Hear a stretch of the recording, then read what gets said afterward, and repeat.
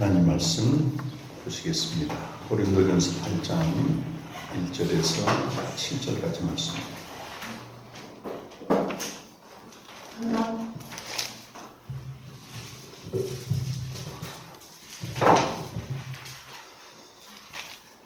하나님 말씀 고린도전서 8장 1절에서 7절까지 말씀입니다. 한 절씩 교독하시겠습니다. 우상의 제물에 대하여는 우리가 다 지식이 있는 줄을 아나 지식은 교만하게 하며 사랑은 덕을 세우나니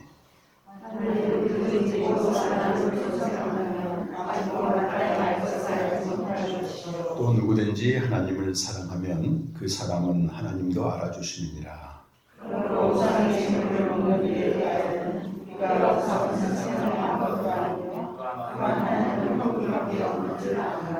비록 하늘에나 땅에나 신이라 불리는 자가 있어 많은 신과 많은 주가 있으나 그러나 우리에게는 하나님이 우리가 되시니 아무리 사고 우리도 우리를 위하였고 또한 한 그리스도 그리스도께서 계시니 아무리 그로 말미암고 우리도 그로 말미암았느니라. 함께 읽겠습니다. 그러나 이 지식은 모든 사람에게 있는 것이 아니므로 어떤 이들은 지금까지 우상에 대한 습관이 있어 우상의 정의를 알고 먹는 거로 그들의 신이 다를 것이다. 아멘. 감사합니다. 고린도 교회는 그 영적인 지식이 또 많았고 은사도 많았고 또 재림 신앙까지 있었습니다. 그런데 교회적으로 많은 문제가 또 생깁니다. 그래서 바울이 이제 이런 문제들을 접하고 목회적인 처방을 하는데 인간적인 처방보다는 영적인 처방을 한다고 볼 수 있겠습니다. 영적 지식은 누구나 얻을 수 있는데 또 현실적으로 모두의 것은 아닙니다. 오늘 또 7절에 이 지식은 모든 사람에게 있는 게 아니다. 그럼 지식이 있는 사람들은 그만큼 영적인 자유도 누리게 됩니다. 보니까 이 우상은 아무것도 아니더라. 이 지식이 없는 사람들은 우상에 받쳐진 고기를 먹으면서 굉장히 양심이 상하고 더러워지는 이제 그런 거죠. 그래서 바울은 처방을 영적 지식이 있는 건 좋지만은 그것이 사랑으로 행해지지 않으면 공동체를 무너뜨린다. 1절에 보면 지식은 교만하게 하고 사랑은 덕을 세운다. 이 덕을 세운단 말은 오이코도 메오 해가지고 공동체를 세우다 이런 뜻입니다. 공동체. 개인이 아무리 영적인 지식이나 자유가 충만해도 철저히 사랑으로 제한되는 것입니다. 지식도 그러고 이제 고린도서 12장 이하에 가게 되면 은사도 똑같습니다. 다양한 은사겠지만 사랑으로 해야 된다. 사랑은 뭐겠습니까? 오래 참는 거다. 무례히 행치 않는 것이다. 그리고 자기를 내세우지 않는 거다. 핵심은 모든 걸 견디며 참으며 이렇게 되어 있습니다. 참는 거. 영적인 지식은 이제 고린도서 2장에도 나오고 있지만은 하나님의 깊은 것을 아는 것이다. 궁극적으로는 하나님을 아는 지식입니다, 여러분. 하나님을 아는 것. 지난주 주일날 우리 서울 공동체에 오늘 목사님 오셨어요. 50대 중반쯤 되신 목사님이신데 이분과 이제 교제하고 저녁에 식사를 같이 하는데 이분이 그런 얘기를 하세요. 20대 때는 굉장히 방황을 했답니다. 좀 세상적으로 방황하게 지냈는데 어떤 마음을 줬냐면 내가 진짜 하나님을 좀 알고 싶다. 그래서 스스로 교회를 나온 거예요. 스스로. 그래서 강남에 있는 어떤 교회를 갔는데 자기는 하나님을 알고 싶어 교회를 갔는데 교회에서는 하나님이 누군가를 얘기하지 않고 자꾸 이거 해라 저거 해라 이 얘기를 하는 겁니다. 그래서 그래도 이제 한 4년 동안 버티다가 내가 직접 하나님을 알아야 되겠다. 그래서 이제 사모님이 마침 직장이 있었기 때문에 신대원을 들어갔습니다. 총신대 신대원 들어가서 공부를 하고 또 목회를 해도 모르겠다는 거예요. 그래서 이제 혼자 독학도 하고 또 책도 읽고 이런 유튜브도 듣다가 우연하게 이 검색을 하다가 작년에 소천하신 강영욱 전사님의 마지막 강의를 들은 겁니다. 이분이 깜짝 놀랐다는 거예요. 한 22일 전에 이제 들은 겁니다. 하나님을 안다고 하는 것은 그 아들의 생명을 아는 것이고 아들의 영광을 보는 것인데 짧은 한 20여 분 그 강의를 통해서 강전사라는 분이 그걸 알고 있다고 하는 게 확 들어온 겁니다.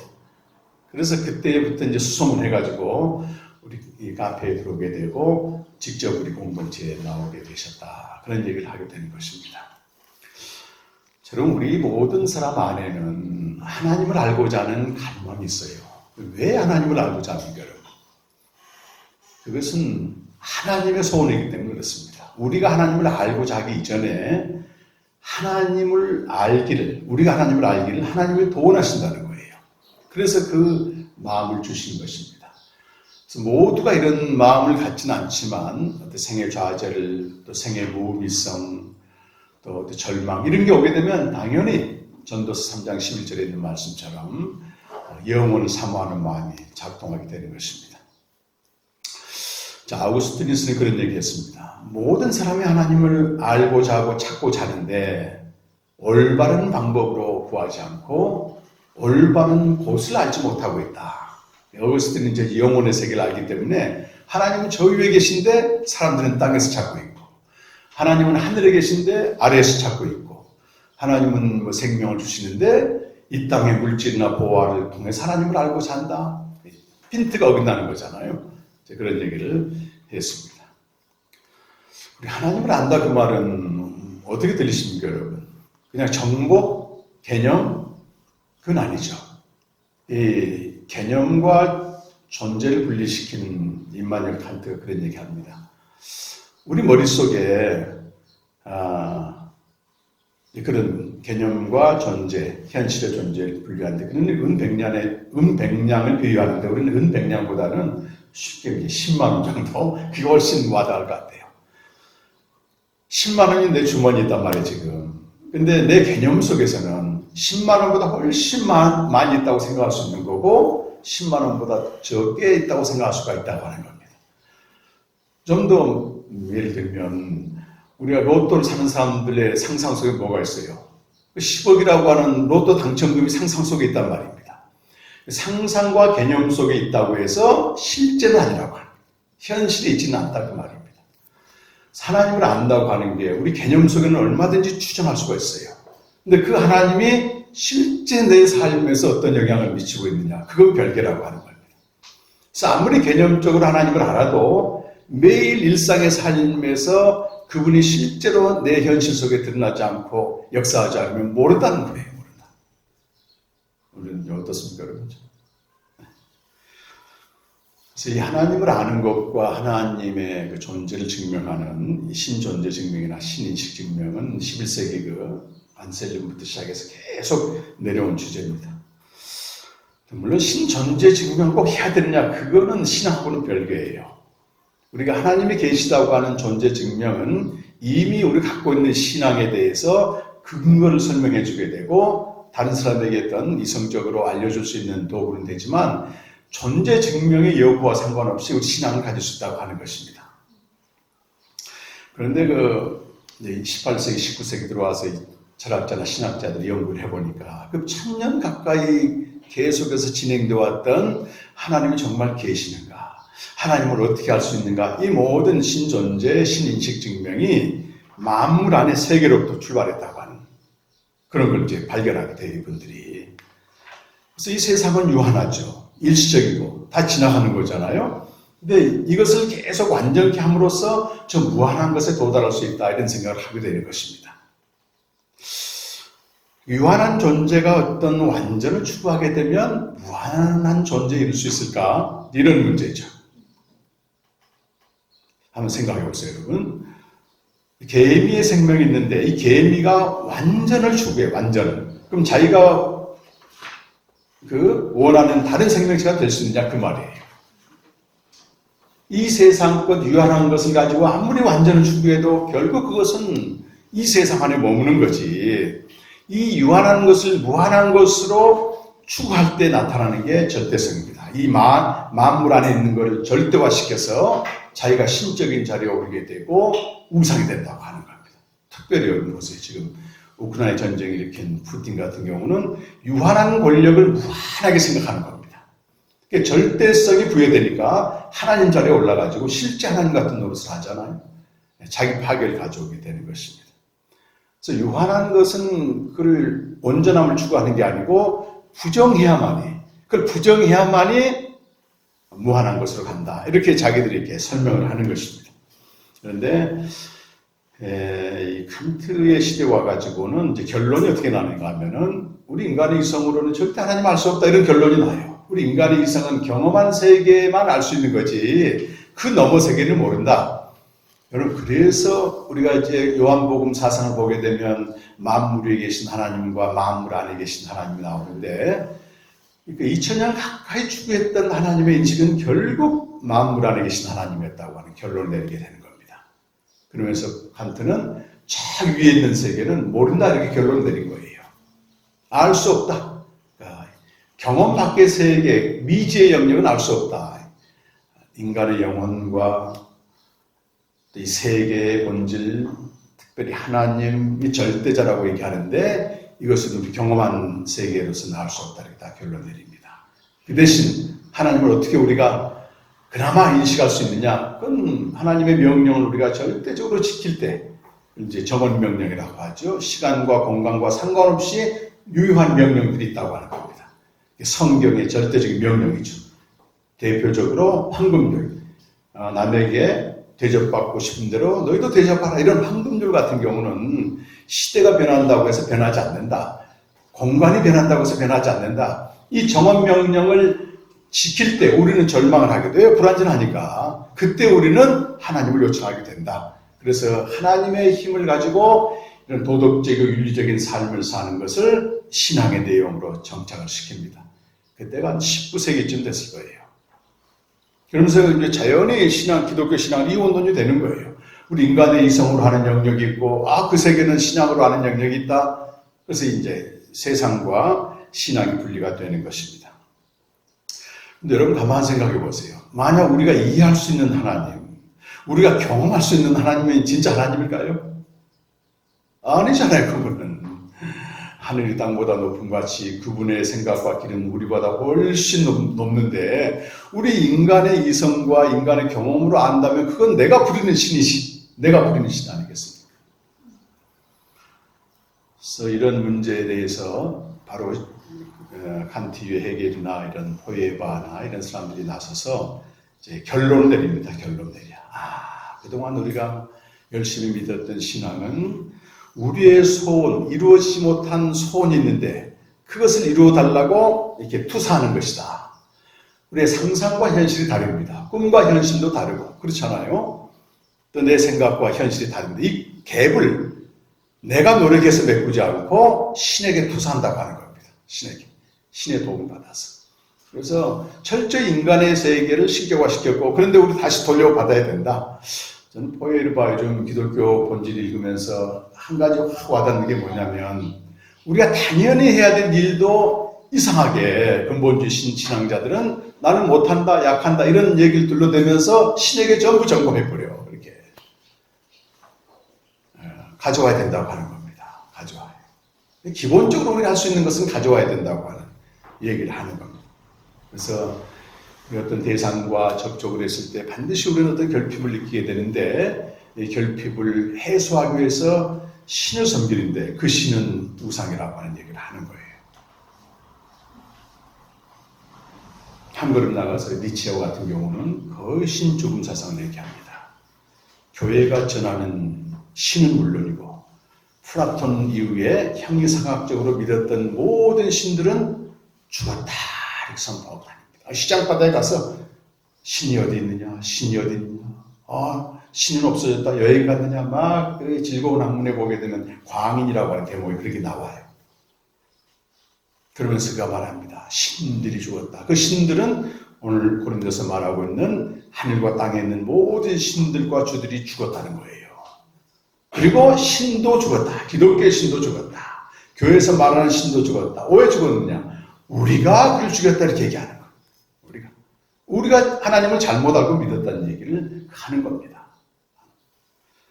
그러면서 그 광인의 대목 마지막에는 교회마다 돌아다니면서 이 미친 사람이 장송곡을 울려줘요. 진홍곡을 울립니다. 이미 죽어버린 신을 여전히 살아있는 것처럼 믿고 있는 교회들에게 장송곡을 불러주는 겁니다. 요한복음의 관점에서 봤을 때는 이것은요, 대대로 우리가 경험 속에서 체계화시키고 믿었던 만물 안의 신의 죽음을 선포하는 겁니다. 굉장히 중요합니다, 이것은.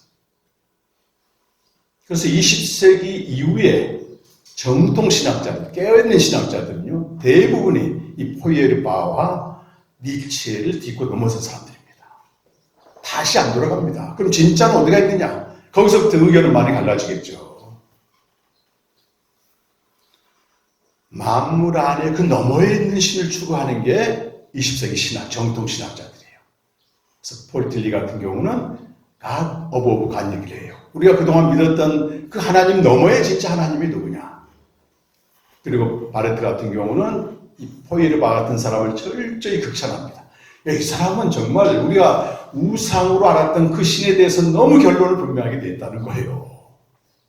그러면서 하나님과 그 아들 예수 그리스도와의 관계성 속에서 새로운 신학을 전개합니다. 창세전부터 시작해가지고.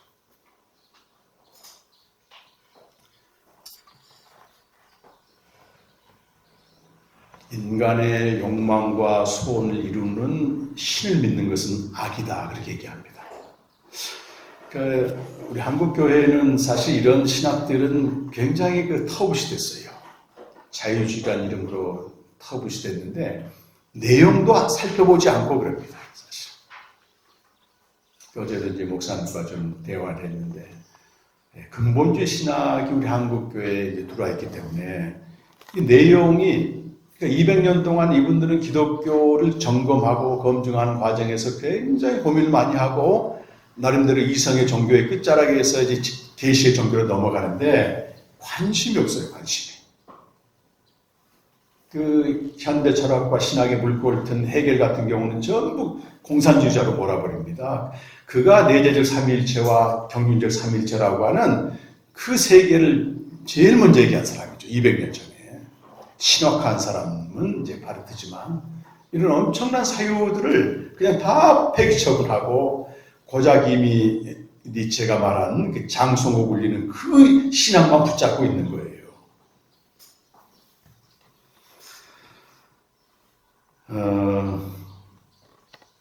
하나님이 자기 자신을 알려주셔야만 우리가 알 수 있는 거죠. 그래서 계시는 그분에게서 출발하는 겁니다. 계시는 하나님이 알려주지 않으면 우리는 그분을 알 수가 없어요. 우리 여러분 인간관계만 해도 공동체 안에만 해도 상대가 자기 속을 들춰 보이지 않으면 어떻게 합니까 우리가? 그렇잖아요. 부부도 마찬가지. 이 속에 있는 걸 보여줘야만이 알 수 있듯이 하나님이 계시의 주체가 되는 겁니다. 우리가 어떻게 하나님을 알 수 있어요? 몰라요. 그분이 알려주시기 때문에 아는 겁니다. 알려주시기 때문에. 두 가지 방법이 있는데 하나는 일반 계시, 특별 계시가 있습니다. 일반 계시는 뭐 아시는 분도 계시겠지만 자연과 역사를 통해서 하나님이 자기를 드러내시는 겁니다. 정확하지는 않지만 희미하게는 알 수 있어요. 한번 좀 보실까요? 로마서 1장 20절 말씀 한번 찾아보겠습니다. 1장 20절 말씀 함께 시작. 창세로부터 그의 보이지 아니하는 것들 곧 그 영원하신 능력과 신성이 그가 만드신 만물에 분명히 보여 알려졌나니 그러므로 그들이 핑계하지 못할지니라. 이게 대표적으로 자연계시입니다. 그런데 자연계시에 대한 인간의 반응을 21절에서 말씀하고 있는데 하나님을 아는데 하나님을 영원하게도 아니하며 감사치도 않고 오히려 그 생각이 허망하여지고 미련한 마음이 어두워졌나니 스스로 지혜에 어리석게 되었다. 이 자연계시, 일반 계시 한계는 나름대로 알고는 있는데 결국은 하나님을 경외하는 이런 신앙이었기 때문에 어떻게 됩니까? 헛된 것으로 끝나버린다. 그러니까 그 탁월한 철학자들이 말이죠. 그 엄청난 사유의 결과물을 내놨는데 그들의 개인적인 삶의 마지막을 보게 되면 정말 비참하게 끝나는 경우가 많아요.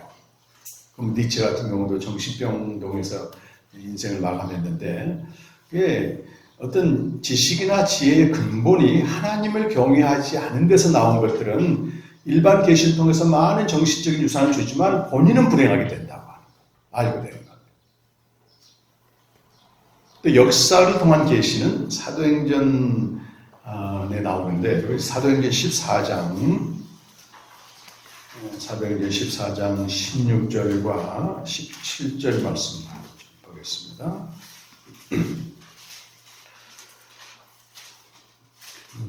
사도행전 14장 16, 17절 함께 시작. 하나님이 지나간 세대에는 모든 민족으로 자기들의 길들을 가게 명령하셨으나 그러나 자기 증언하지 아니한 것이 아니니 곧 여러분에게 하는 것부터 빌려주시며 교주신들이 주시는 선한 일을 하사 음식과 기쁨으로 여러분의 마음에 만족하게 하셨느니라.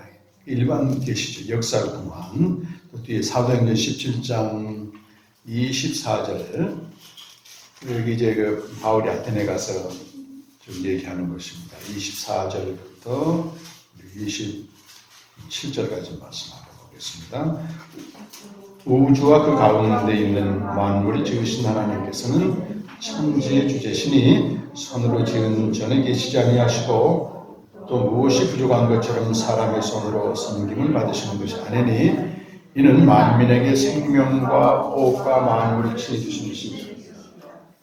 이를 위해 모든 족속을 한 혈통으로 만드사 온 땅에 살게 하시고 그들의 연대를 정하시며 그 주의 경계를 하려 하셨으니 이는 사람으로 혹 하나님을 더듬어 찾아 발견하게 하려 하시니로되 그는 우리 각 사람에게서 멀리 계시지 않으시니도다 이렇게 되어 있어요. 그래서 이 일반 계시는 인류의 보존과 문명사 그리고 정신사에 굉장히 기여를 많이 했습니다. 예를 들어 의학이나 과학이나 이런 첨단 문명은 거의 하나님의 일반 계시를 통한 은총이거든요. 근데 일반 계시의 한계가 뭐냐면 더듬어 찾긴 하지만 참 하나님을 알 수는 없다고 하는 겁니다. 그래서 바울이 이 얘기를 쭉 하면서 회개하고 구원받으라. 일반 계시 한계는 도덕적인 삶의 진보를 가져올 수 있고 역사 발전의 진보를 가져올 수 있지만 회개와 구원에 이르게 하지 못한다. 하나님을 만나게 할 수는 없다고 하는 한계가 있는 것입니다. 한계가 있지만 그 은총은 귀한 것입니다. 그래서 마딘크는 그런 얘기예요. 일반 계시와 특별 계시가 상호 관계를 맺으면서 이 양쪽에서는 은총을 동시에 우리가 누려야 된다. 그 얘기를 하는데 굉장히 인사이트가 있어요. 근데 보통 사람들이 치우치기 때문에 특별 계시를 강조한 사람들은 일반 계시를 좀 무시할 경향이 있고 일반 계시를 강조한 사람들은 또 특별 계시에 별로 관심이 없어. 하나님을 알고자 하는 그 마음이죠. 제가 이제 제주도 계속 내려올 때 보면은 그 관광객들이 꽉꽉 차서 오거든요. 그들이 뭐 먹을 게 없어 옵니까? 마실 게 없어, 잠잘 게 없어 와요. 그들 안에는 먹고 마시는 것으로 해결할 수 없는 참 신에 대한 갈망이 있는 겁니다. 자연계시거든요. 자연계시. 전도서 11장 7절에 제가 최근에 보면서 느끼는 게 전도자 그런 얘기예요. 빛은 실로 아름다운 것이다. 눈으로 해를 보는 것이 얼마나 기쁜 일인가. 그러니까 이 일반 계시거든요. 이게. 우리가 이 교조적인 신앙에 갇혀버리면 이걸 거의 보지 못합니다. 일반 계시를 통해서든 의학이나 과학이 진보됐어요. 그래서 우리가 의사를 통해서 우리의 질병이 치료되는 것은 하나님의 일반 계시 은총으로 받아야 되는데 근본적인 신앙을 갖고 있는 사람들은 자체를 거부해버려요.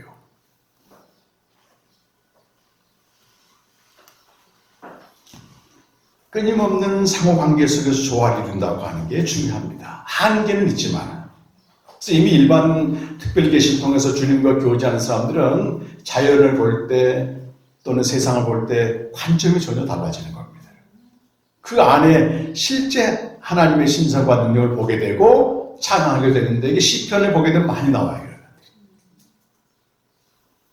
이번에 우리 인터처치 제주 방문이 그런 일반 계시의 은총을 많이 누리시기 바랍니다.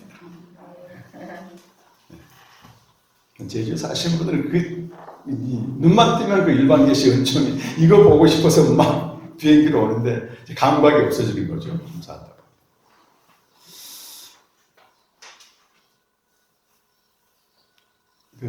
특별 계시가 이제 중요한데 여러분, 특별 계시는 성경을 통해 계시된 그리스도입니다. 신구약 성경 전체를 그리스도로 보는 거죠.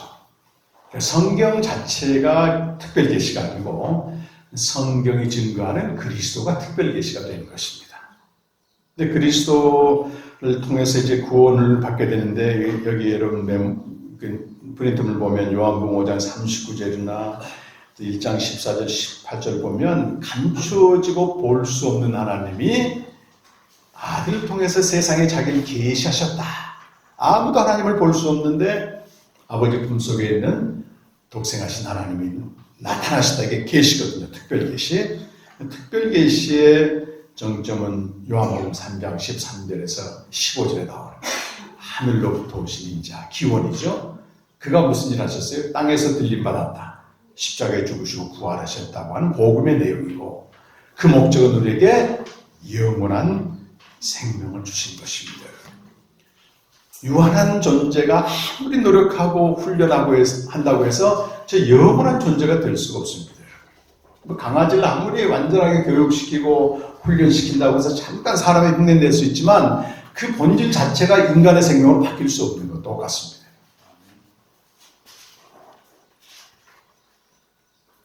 복음을 통해서만 만물의 세계로 올라가는 것입니다. 오늘 그 고린도전서 8장 6절에 보면 그 바울이 그 5절과 6절 대비해서 설명을 하고 있어요. 6절을 먼저 보게 되면 5절에 있는 하늘과 땅에 있는 모든 신들과 주들은 아무것도 아니라고 하네요. 특별 계시가 6절 말씀, 여러분 다시 한번 보시면 그런 내용이죠. 그러나 우리에게는 한 하나님 곧 아버지가 계시니 만물이 그에게서 났고 우리도 그를 위하여 있고 또한 한 주 예수 그리스도께서 계시니 만물이 그로 말미암고 우리도 그로 말미암아 있느니라. 한 하나님 곧 아버지를 표현 쓰고 있어요. 한 아버지 곧 아버지, 한 하나님 곧 아버지. 그 에베소서에 가게 되면 이 부분을 좀 더 다르게 표현하고 있는데 한 하나님 아버지가 누구냐는 거예요. 에베소서 4장 6절 보십시다.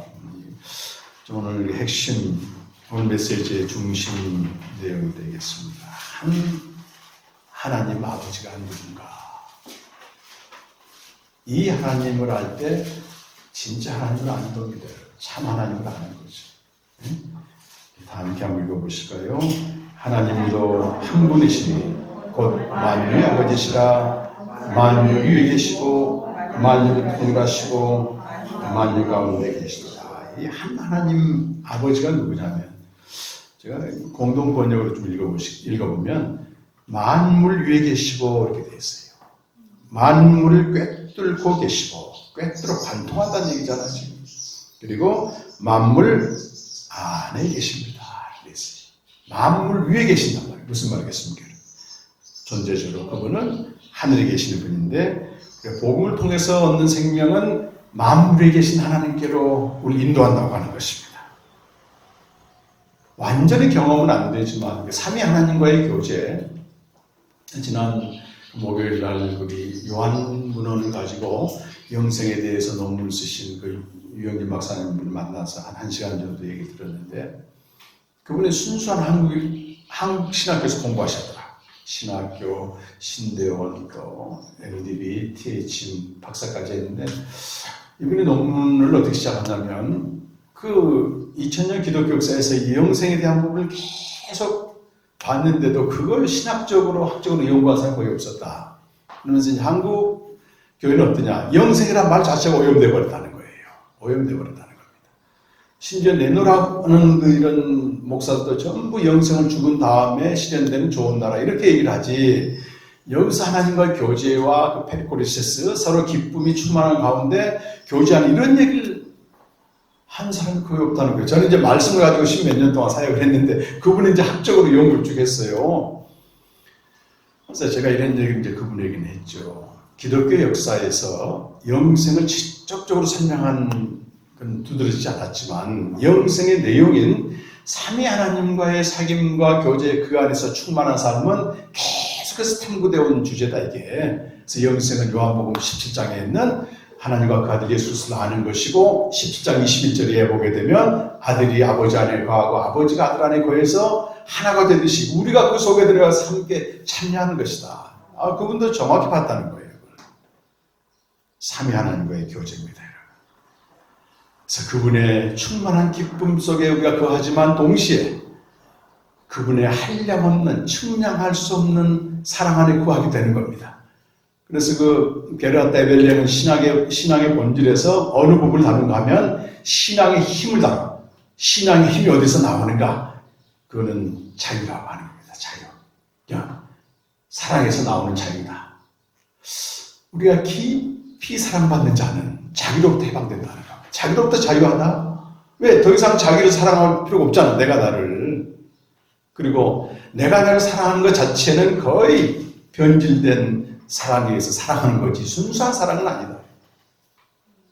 이제 내가 사랑받는 존재라고 하는 걸 깊이 경험하게 되면 우리 스스로 해결할 수 없는 이미 엎질러진 물과 같은 과거의 모든 사건들까지도 넉넉히 수용할 수 있다고 하는 겁니다.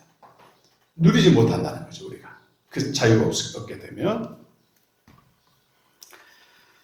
근데 만물 위에 계신 하나님은 우리의 개인적인 또 공동체적인 고백을 하는데 이제 더 중요한 것은 그다음 만물을 꿰뚫고 계시는 하나님입니다.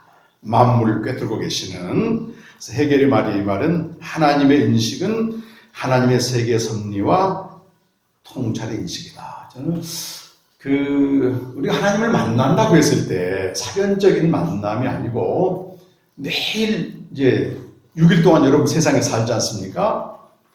매일 세상에 살아가면서 내 속에 있는 어떤 악한 것, 부정한 것들과 부딪히게 되고 또 뭐 이렇게 가족이나 어떤 대상, 뭐 이제 환자가 되겠죠. 우리 박 원장님 같은 경우는 이 대상에게서 오는 부정성 그리고 이 악한 세상의 악한 구조로 돌아가는 세상에서는 부정성들이 있다고 하는 겁니다. 근데 여기서 우리가 하나님을 만나는 게 진짜 만나는 거라는 얘기. 사유와 세계 현실에서 만난 하나님이다. 이 하나님을 만나지 못하게 되면 신앙은 교회 안에 폐쇄적으로 갇혀버린다고 하는 겁니다. 전혀 의미가 없는 거죠, 이런 신앙. 그래서 어떻게 만나느냐? 저는 헤겔의 표현에 동의하면서도 번뜩 생각나는 말이 이제 이런 표현이에요. 사유와 세계 현실 속에 부정한 것들을 내가 부정함으로써, 그걸 받아들인 게 아니고 부정함으로써 성령이 우리 영을 하나님께로 고양시킨다. 상당히 철학적인 표현을 했는데 사실은 이런 표현들이 이사야 55장 그 6절, 7절에 그대로 나옵니다. 한번 읽어보실까요? 여러분 나눠드린 거 거기에도 있고 성경 있는데 한번 읽어보십시오. 같이 시작. 너희는 여호와를 만날 만한 데 찾아와 가까이 계실 때 악인은 그의 길을 피한 자는 그의 생각을 버리고 여호와께로 돌아오라. 그리하면 그가 긍휼히 여기시리라. 우리 하나님께로 돌아오라. 그가 너희에게 용서하시리라. 여러분 우리가 하나님을 매일 만난다 해도요. 내 속에 불의한 생각이 있고 악한 생각이 있고 처리되지 못한 이런 그 부정해야 될 것들 이걸 처리하지 못하면 이걸 부정하지 못하면 하나님 실제 우리와 함께 계시면 만날 수가 없다는 거예요. 대상관계도 마찬가지입니다. 그래서 저는 이렇게 세계와 사유의 부정한 것을 부정하는 것을 저는 그리스도의 십자가 사건으로 보는데 이제 골로새 3장에 보게 되면 이런 내용들이 나오잖아요. 너희가 위의 것을 찾아라. 거기는 하나님과 예수 그리스도가 함께 계신다. 하나님 만나는 처소인데 골로새 3장에 보면 두 가지 얘기를 해요. 하나는 땅에 있는 지체를 죽이라고 하는 겁니다. 악한 생각, 또 탐심, 부정, 음란 이걸 죽이라고 얘기하고 또 하나는 우리 몸에 배어버린 옛사람과 그 행위의 부정성들을 벗어버리라고 얘기합니다. 그 맞죠? 이걸 벗어버려야만이 그분과의 만남이 된다고 하는 겁니다. 그리고 로마서 7장에 보게 되면 우리 내적인 모습이 있어요. 선을 행하려고 원하지만 할 수 없는 내 자신. 그래서 계속 절망합니다. 오호라 나는 공고한 자로다 하면서 자기 자신이 하나님 앞에 비참한 자고 끔찍한 자고 그것 때문에 괴로워하고 있는데 이상하게 거기 하나님과의 만남이 주어진다고 하는 겁니다. 그렇잖아요. 이제 생명 교제도 하고 이제 진리도 나름대로 알고 어떻게 살아야 되는 걸 전부 알아 우리가. 근데 막상 내 내면에서부터 어떤 문제가 생기냐면 안 되는 거야 이게. 근데 안 된다고 포기하는 게 아니고 안 되는 그 자신 때문에 괴로워하고 그 바울처럼 오라라는 공고한 자도 할 때 희한하게도 하나님 만남의 경험이 거기서 이루어진다고 하는 거예요. 포기하지 말고 하지. 세 번째는 세계 현실 속입니다. 세계 현실 속에서 부정한 것을 부정하는 것은 갈라디아서 6장 14절 말씀 보게 되면 바울이 그런 얘기. 그러나 내게는 주 예수 그리스도밖에는 자랑할 게 없다. 십자가밖에는 그리스도로 말미암아 세상이 나를 십자가에 못 박고 나도 세상에 대해서 그러하노라. 그런 겁니다. 하나님의 그 역사, 일반 계시가 역사 속에서 나타나는데 요즘 그런 생각을 좀 해요. 하나님의 그 우리 한국 그 사회에 그 하나님의 일반 계시가 누굴 통해서 나타난가 가만 보면 거의 중도층이다 보니까 중도층. 이 양쪽으로 편향된 사람들은 확증 편향을 갖고 있기 때문에 이게 안 나타났게 거의. 근데 그 건전한 상식을 가진 중도층들은 바로 반응합니다. 제가 그걸 보면서 많이 깨달아요. 그 국가를 생각하거든요, 이 사람들은. 한쪽에다 계속 지지하지 않고 이쪽으로 갔다 이쪽으로 갔다 그래. 그래서 야, 참 여기서도 일반 계시의 공의를 볼 수가 있구나 그런 생각을 합니다. 저도 왔다 갔다 합니다. 그러니까 왔다 갔다 해요. 오늘 결론 말씀은 우리가 이런 걸 전부 알아도 사랑이 없으면 아무것도 아니라고 사랑이 없어요. 세상을 나가서 세상의 현실 속에 참여할 때 그들 국률과 자비로 대하지 않으면 고린도서 13장에서 말하잖아요. 내가 모든 비밀 깨닫고 모든 영적 지식을 알고 뭐 해도 그걸 수행하는 과정에서 사랑이 없으면 아무것도 아니라게. 그 공동체는 그래서 사랑으로 세워집니다. 지식으로 세워집니다. 우리 제주 공동체 이제 10년 이상 되신 분들 해가지고 뭐 다 알죠, 이 진리에 대해서. 사랑으로 나타나지 않으면 결국은 공동체가 무너지는 겁니다. 한편으로는 무지 속에 갇히지 말고 영적인 진리를 알고 자유를 향유하고 우리가 나 자신으로부터 자유롭게 되고 관계로부터 자유롭게 되고 세상에 나가서도 끊임없이 그것을 부정하면서 하나님을 만나는 일상은 계속돼야 되지만 이것이 궁극적으로 우리에게 주어진 것은 사랑으로만 해야 된다. 이거 빼버리면 아무것도 아닙니다.